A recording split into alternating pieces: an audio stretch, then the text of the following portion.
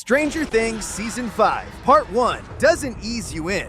It grabs you by the throat, drags you into the dark, flips the entire board, and whispers, "This is the beginning of the end." From the very first scene, the show makes one thing terrifyingly clear. Everything you thought you understood about the Upside Down, Vecna, and even the heroes you followed since day one was only the surface of something far darker. Secrets don't unfold, they explode. Alliances don't shift, they fracture. Powers don't evolve, they mutate. And the stakes? No longer life or death, but reality or extinction. Part 1 doesn't set up a finale. It lights the fuse and blows the story wide open. So let's break down every twisted turn, every chilling reveal, and the game-changing theories that Season 5 just unleashed. Season 5 starts 4 years after Will Byers was taken. 3 days from now marks the exact anniversary of his abduction.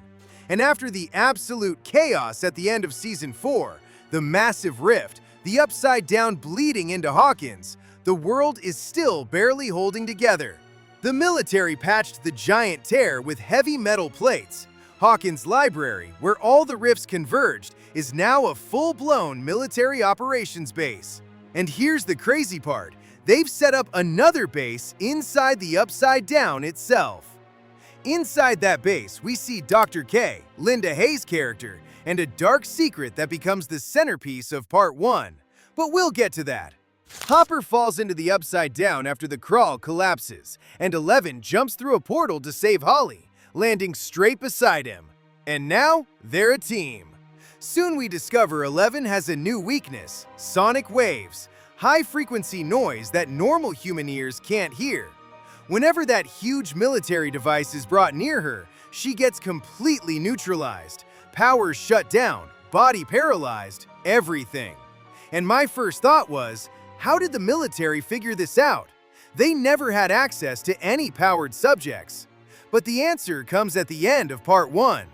Kali, Eleven's sister, returns. Remember Kali from Season 2? The illusion-creating girl, Subject 008?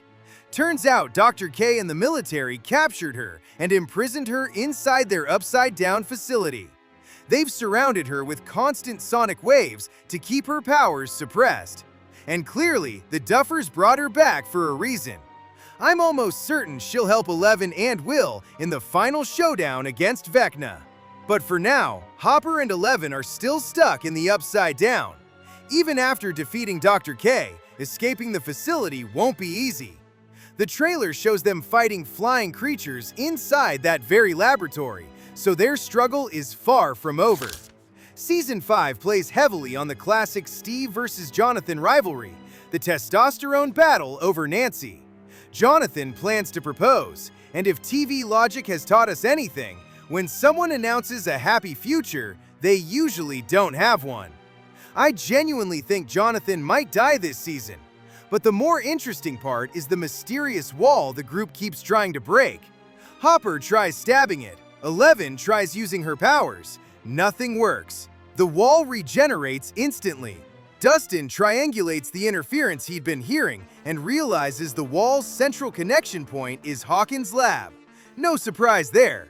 The glowing source at Hawkins' lab. The trailer showed Nancy and Jonathan staring at a giant glowing energy structure inside Hawkins' lab, probably the source powering this massive wall. It's consuming insane amounts of energy, melting everything around it. And in Part 2, I'm sure this structure will explode and send a huge blue shockwave directly at the wall to weaken it. But the real question is, why is there a wall? This wall forms a complete boundary around the Upside Down, and beyond it, nothing. This explains a huge mystery. Why didn't the Russians succeed in opening a portal? Because the Upside Down only exists in Hawkins. Outside Hawkins, there is no Upside Down to connect to. Holly has an unexpectedly major role. She meets a mysterious man who turns out to be Henry Creel, Vecna's human form. His monsters capture children to place them inside a strange spire structure using the same tube that once went inside Will's mouth. Holly is living inside a perfect version of Creel House where everything she wants magically appears. She's trapped in a Matrix-like illusion controlled by Vecna. Her real body lying in the Upside Down. Will sees this through his visions. The hive mind logic. The entire Upside Down operates as a hive mind. Burn a Demogorgon, everything feels it, because ultimately, everything connects to Vecna. So when Vecna inserts those tubes into children, he links them to the hive mind. That means these kids are reliving his memories. The Creel house around Holly is not a house, it's Henry Creel's mind. And Max? Same thing. When Max tries to hide inside that cave-like space, Vecna can't enter it. Whatever it represents, it's traumatic to Henry, a memory he refuses to face. I won't spoil this theory yet. I'm waiting for Part 2 to confirm it. The finale of Part 1 delivers the biggest moment of Stranger Things history. Will Byers finally awakens. He goes full Undertaker mode, eyes glazing white, levitating, stopping Demogorgons mid-air. It's a cinematic masterpiece. For old fans who've watched since 2016, seeing the most ignored, sidelined character finally shine was emotional. But here's the real question. How did Will do this? Season 5 clarifies something big. Vecna chose Will as his first vessel. In Episode 1, Vecna tells Will, "We are going to do great things together." When Vecna inserted that tube into Will 4 years ago, he didn't just connect him, he gave Will a fraction of his powers. That's why Will sensed the Mind Flayer, why he felt the Upside Down, why he got visions, why he was possessed. It was always Vecna. But Will never used those powers because he was insecure, scared, emotionally crushed. Vecna kept watching him, seeing him unable to tap into them. So now, in Part 1's finale, Vecna provokes him, manipulates him, pushes his emotions to the limit. But the switch flips when Robin tells Will, "You don't need anyone, you are enough." That's when Will unlocks his full potential. Everyone thinks Vecna has lost now, but if you understand Henry Creel, this guy is a master manipulator. He manipulated his parents, he manipulated Eleven, he manipulated the entire hive mind, and now he has manipulated Will. Will has powers now, and Vecna will 100% use him as a weapon in Part 2. Mark my words.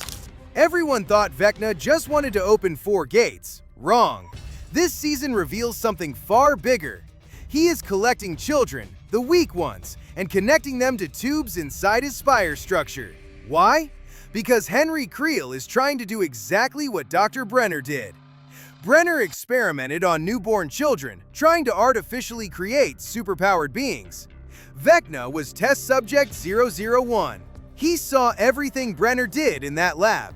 11 and Henry's powers are extremely similar. That's no coincidence. It's strongly implied Brenner used Henry's blood or DNA during pregnancy experiments to create powered kids. So Vecna thinks, if Brenner can create a superpowered army, why can't I? Will was his prototype, his first experiment. Weak child, emotionally broken, easy to manipulate, perfect vessel. And now he's collecting more kids. Vecna doesn't want to rule alone. He wants an army of beings like himself and 11, beings he can control from within the hive mind. And in Part 2, this army is going to matter. One of the coolest theories floating online connects back to Season 4, Episode 1, when Erica rolls a natural 20 in Eddie's D&D campaign to defeat Vecna.